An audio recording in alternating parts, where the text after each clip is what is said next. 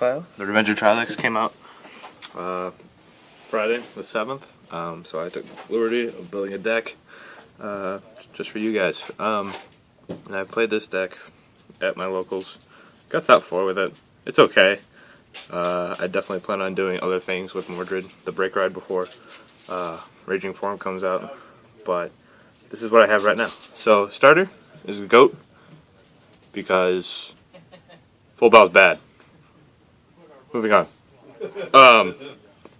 For grade 3s, it's very simple. 4 Mordred, very good Break Ride, benefits the clan very much. You actually prefer to go Break Ride over Break Ride with him, because it's a +1. It's a huge power boost to the board. 10k to your Vanguard, 5k to whatever you call. So it's at least 15k to the board, because it's really good. That's all I have to say. It's ridiculous how good it is. And then for Diarmuid, I'm not running 3 of him because he's a Revenger and he can sack himself off for his own skill. When he attacks, sacrifice a Revenger. He gets plus 5,000 and plus 1 crit. And then when he attacks, he gets plus 3k. So, I mean, he can swing for 18 unboosted if you really wanted to. But he's really good at hitting those power numbers, 26, stuff like that, to push for game. Yeah, he's okay. If you don't Break Ride with him, you're going to have trouble all game. That's really all I have to say. For grade 2s, since you really don't need your Counterblast for much else other than Mordred, I am running 3 Blaster Dark. I'm not running 4 because you don't want to see him too much and get a little too crazy with this skill and not have enough for your Mordred. But he does get a lot of support in set 12, where you're going to run 4, and he's amazing. It's a little ridiculous how good he is. Just by having 1 card of support, or I guess 2, Claudus and Dorant, but he becomes really good. Much better than Liberator, or Blaster Blade Liberator. Up next, there's not much out for Revengers right now, so just 4 Rugos. Rugos Safe Ride, hits 10k Vanguards by himself, and is solid. Plus he has Revenger in the name, so he sets off abilities. I'm not too big of a fan of the 11k attacker nor the 10k interceptor, but if they had something else, I would have run it. If Shark Bow was out, I would have ran Shark Bow probably. If you have a Limit Breaker as your Vanguard, he's a 11k attacker, but that's not out. Next is 4 Masquerade. Masquerade, 12k attacker if you have a Revenger Vanguard. He's really good because if you call him when you Break Ride in front of your starter Creeping Dark Goat, because I did keep it on the field for many a game just as a booster, it still hits 21, which is amazing. Plus, with the Goat on the field anyway, he hits 16. So, he helps fix bad numbers. And allows the Goat to stay in play as a booster a lot longer, which is perfectly alright. Plus, he can hit really any Vanguard by himself. For grade 1s, 4 10k attacker, Masquerade.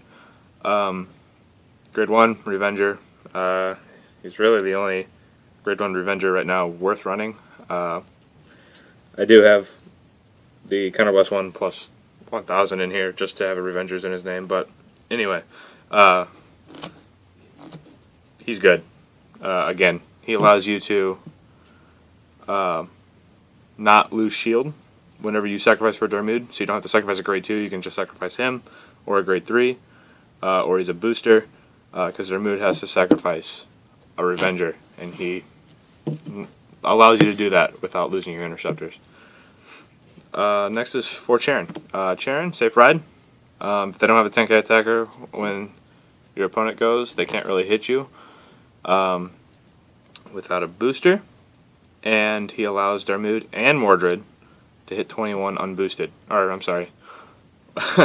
Allows them to hit 21 boosted, because they both get the skill whenever they attack the Vanguard. They get plus 3k. So, he's almost a must, and he does a lot of work.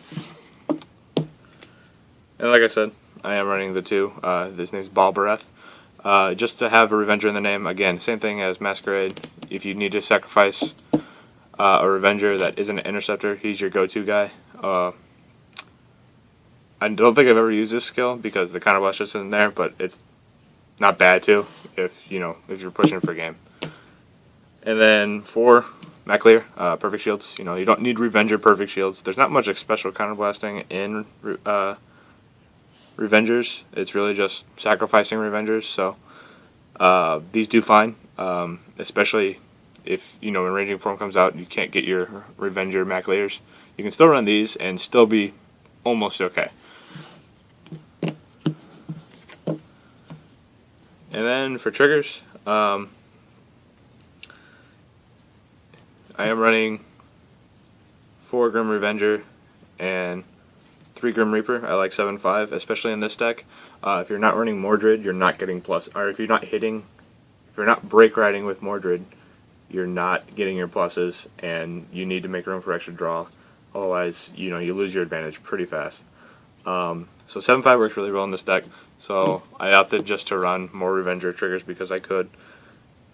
And then, like I said, 5 draw. I am running the full play set of Freezing Revenger because there's a lot of times where I called the draw trigger to the rear so I could sack for Diarmuid, and there's no reason not to. I mean, it's better to be safe than sorry. And obviously, 4 heals. Yeah, self-explanatory. So yeah, that was their mood deck profile. Like I said, if you don't hit your break ride, the game becomes a lot harder. Their mood is okay, but in the end you are nigging yourself 1 just to probably be perfect shielded. So I mean, it's okay. But what I do plan on doing is breaking down this deck for some sort of Break Ride Dictator, maybe Break Ride Eldana, maybe one of each. I just want a deck that can do more than just play vanilla, which this deck basically does. It's very vanilla. I want to be able to run Blaster Dark Spirit, get his effect off, call on the main with Mordred, have it swing for 8k instead of 3. But yeah, stay tuned for that, and we'll be in touch. Talk to you later.